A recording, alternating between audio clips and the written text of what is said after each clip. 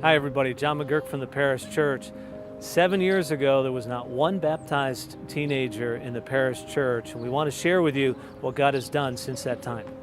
When my son was 10 years old, so he was just going into the preteen ministry, and suddenly our church no longer had a preteen ministry or a teen ministry. Everything sort of imploded, and I remember thinking to myself, well, who is going to look after my son? Oui, alors c'est vrai que quand les amis de nos enfants sont partis, ceux qui avaient l'âge de nos enfants, ça c'était vers 2003-2004, bon, c'était une source d'inquiétude, hein, et en même temps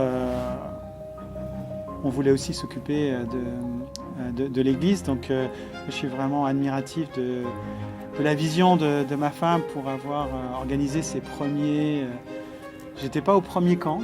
The context seemed less favorable than in previous years, but God has a way of working through misfortune and obstacles. So this was the album of the first camp that we did in those days. You've got all this stuff here.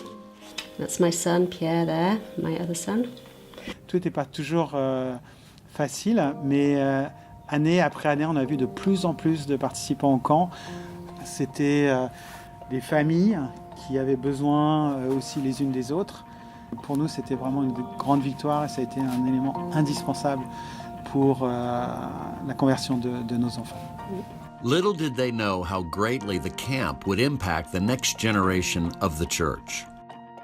I'm Pierre, and I'm part of the student ministry here, although not for very long to some extent. I was born and raised in Paris, but my mom is English, my dad is French. I went to teen camp. I came back and I said, yes, I want to be baptized. And from then on, like the next year, I remember seeing a few more baptisms, like kind of popping up around Europe. And from me getting baptized about 7.5 years ago now, to now, all of the teens basically that were part of my teen ministry grew up to if they're still in Paris basically, they grew up to be Christians. Et ça se fait pas juste par l'autorité ou par un bon exemple ou par beaucoup d'amour.